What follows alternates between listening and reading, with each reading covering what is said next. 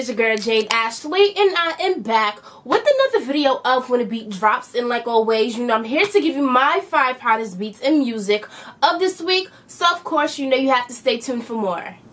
Okay guys, so let's get into this week's beats. You know, it's been a pretty interesting week in music so far. So the first person we have to talk about is Chris Brown. Now there's been like a multitude of things going on with Chris Brown within just this 1 week alone. So first things first is we have to talk about this whole fight that was supposed to go down between him and Soulja Boy. We all know that the fight kind of originated from Instagram beef that happened because Soulja Boy said that Chris Brown called him and texted him or whatever because he was mad because he was liking and commenting under Karrueche's pictures and yada yada yada.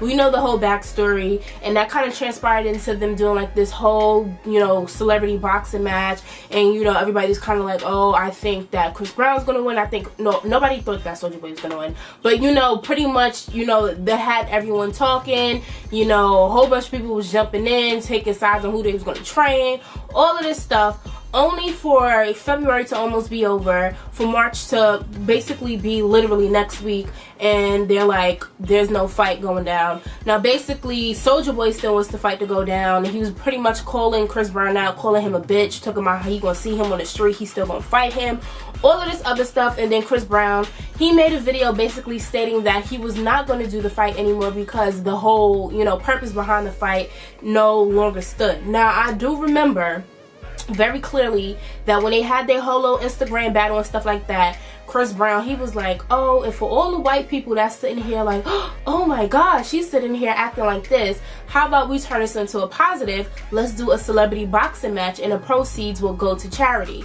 So when Chris Brown proposed the boxing match, because the boxing match was his idea, he did say that he wanted the proceeds to go to charity. So I'm going to stick up for Chris Brown on that, you know, whole situation, because then as soon as like this whole boxing match basically caught a life of its own, you know, Floyd Mayweather was a part of it, you know, Soulja Boy sitting here talking about he on a money team, then you know, Mike Tyson over here making diss tracks, don't know why. Like, it was just like literally it turned into like a whole circus. And basically Chris Brown was saying that it became like too much, you know, people within the middle of the situation, and they were looking to make a profit, and like, you know, the whole charitable like reason behind it like no longer stood. So that was his purpose on why he wasn't going to do the fight. And he was like, if Soulja Boy want to, you know, catch me and he want to catch me, then it is what it is. So I guess if we ever want to see a Chris Brown and Soulja Boy fight, it's just gonna have to be something that go down on the street. But other than that, aside from that, news broke that also Karrueche, she filed a restraining order against Chris Brown. And if y'all hear me breathing kind of type of weird and stuff, like if you can hear like a little nasal, I'm sick, my throat hurts, like I don't understand what I did to deserve this. But anyway, back to what I was saying. I said that Karrueche, she had did a restraining order, or she filed a restraining order against Chris Brown because she said that he allegedly said that he would kill her. And a lot of people it's kind of been like this big debate on, all of y'all Chris Brown fans swear he could never do no wrong, and you know, it's always a problem until somebody really get hurt or end up dying or whatever the case may be. Now, I don't know Chris Brown nor Karrueche personally to sit here and say whether or not she's lying or he's lying or whatever the case may be, but a former neighbor of theirs did kind of like drop in and say, oh, I used to hear when they were, you know, arguing and stuff like that, and you know, I used to be fearful for her and all of that. I will not play dumb to the situation and not act like Chris Brown has not been in, you know, situations in the past where he was, you know, arrested for domestic violence with the whole Rihanna situation back in 2009, or that he really did not have like this dark period within his life where he actually had to go to rehab, where he actually had to go spend time in jail. I'm not going to play dumb to that fact. We know that Chris Brown has definitely had a troubled past, you know, while being within this music industry. And I don't think it helps the fact that he'll do, you know, playful things where he'll go on social media and talk about, you know, he's a type of, you know, crazy boyfriend. If I can't have you, nobody else can't have you. Like, them type of relationships, I don't even know why bitches get in those relationships. But, you know, he'll do stuff like that. So, I mean, look, if Chris Brown did, you know, put out a restraining order, well, if Chris Brown did threaten Karrueche, I mean, she had to do what she had to do. She had to get that restraining order. Like, you know, we've seen Chris Brown publicly be obsessive over her. Not to say that he's like fiending to get her back at this moment in time. But other than that, the only positive I feel that kind of pretty much came out when it comes to Chris Brown this week is that he did announce that he was going on tour. He will be going on the Party Tour. And I think this lineup for this tour is pretty dope. It'll be him along with Fabulous, 50 Cent, OT Genesis, and Cap G. So I mean, regardless of all the bullshit, you know, or all the drama that he finds himself within, you know, he still pretty much can do his job, and you know, he puts on an amazing show and stuff like that. So I guess we'll just have to, I guess, see how things play out with Chris Brown, like, and that's about it. So moving on to my next beat of this week, we have to talk about Jay-Z, who just made history this week. He will be the first rapper to ever be inducted to the Songwriters Hall of Fame. Now, I actually remember writing about him being a nominee to be inducted all the way back, and I think that was like October. I remember doing a story about it where he was nominated, and basically to be eligible to be nominated to be inducted into the Songwriters Hall of Fame, you have to had at least been writing songs for 20 years. And I think I talked about this in previous video. I feel like I talked about it.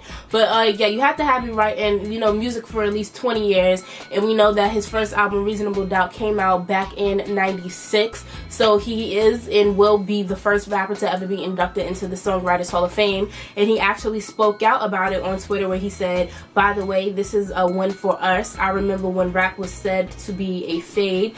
We are now alongside some of the greatest songwriters in history." So shout out to Jay-Z. Like, them Carters, man, they got that magic touch. Like, there's no wrong that they could do whatsoever. Just keep on breaking barriers within music and business and all of the other good stuff. So moving on, another great thing that happened in music this week, J. Cole announced that he will be going on his For Your Eyes Only world tour. Like, I feel like I have to go to this one. I have to. Like, okay, we know that that tour is going to be, you know, based on his recent album, For Your Eyes Only. You know, no features. He's done it again. He's killing the game. And it's like, J. Cole, he's like so discreet at this moment in time within his career, where he'll drop music. Like, literally, he dropped an album. He dropped the visual like the week before the album came out. And we didn't hear nothing from him. Like, we don't hear nothing from him, and he still can do all of this.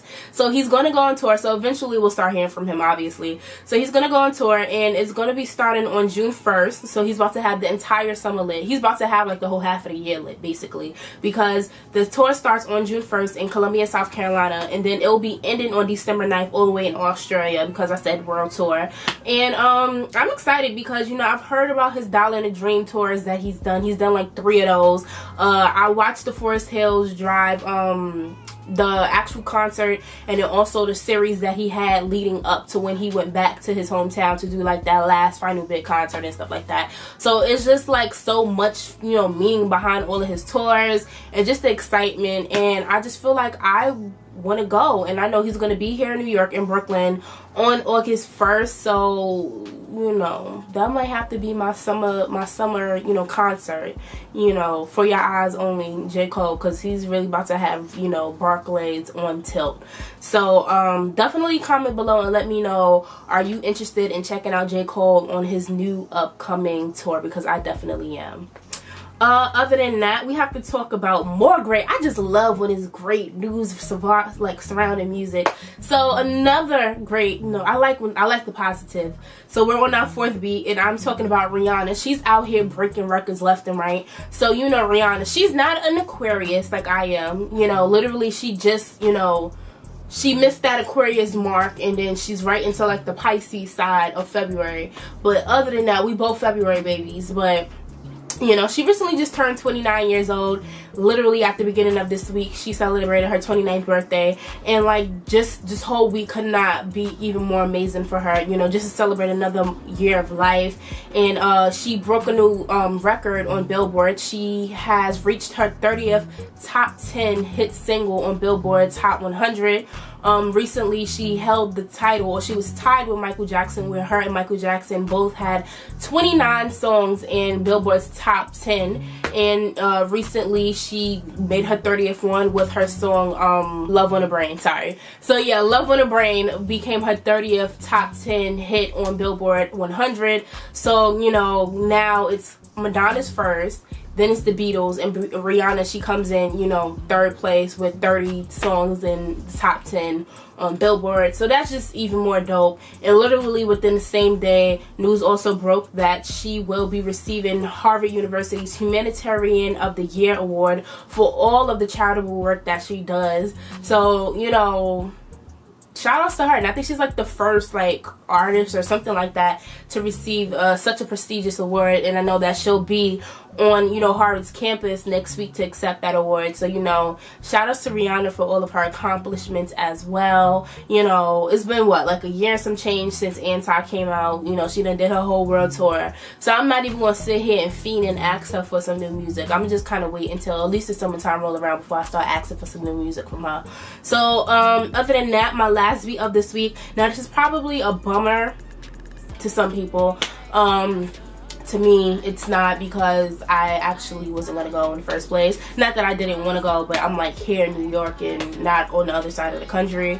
But recently, news today actually broke that Beyoncé had to cancel her performance at Coachella. Now, you guys know that when the Coachella lineup was announced, I definitely made that a beat where I talked about how Beyoncé was one of the headliners alongside Kendrick Lamar and Radiohead. And then literally like a week or two after they announced the lineup, Beyonce popped out like, hey, what's up, y'all? I'm pregnant with twins.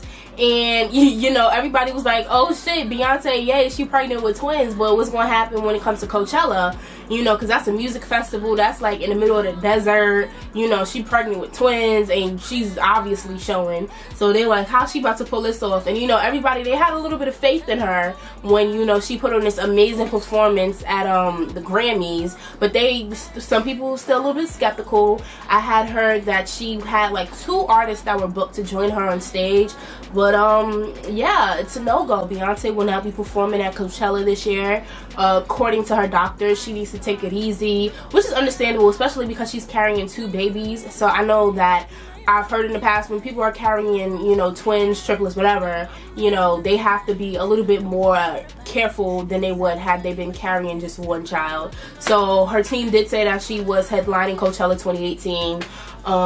If I was somebody who had Coachella tickets, I'm not even trying to hear about 2018. I'm trying to make it past 2017 first.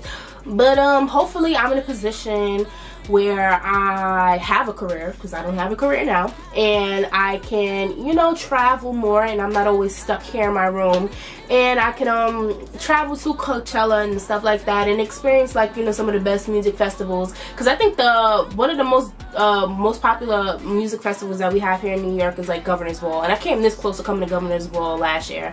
But yeah, those are my 5 hot beats of this week. Okay guys, so I want to thank you for tuning into this week's video, and of course, you know, I have to end every single video by reminding you guys to comment, like, subscribe, and share. It would greatly be appreciated. Unfortunately, I have no notes to leave you guys with this week, but of course, you know, I have to leave you with my song of the week. And the song that I have been listening to and singing literally all week comes from Miss Cardi B. This week she released her song Lick featuring Offset. Now, you know, everybody took my how they together. You know, she'll post videos, or he'll post videos or pictures, or they're commenting. And honestly, I don't care about that. But I do like their song Lick. Like, I just been listening to it like all week, and I just have a feeling that it's definitely gonna be like a summer anthem for sure. Definitely here in New York, especially because she's from New York. And I don't know what's been going on, but you know, the weather been a little nice, you know, starting to warm up and stuff like that. So, you know, definitely, if you have not checked out the song in its entirety, definitely head over to my blog at www.jade-ashley94.blogspot.com. Other than that, I want to thank you for tuning in, and I will see you guys next time. So, bye!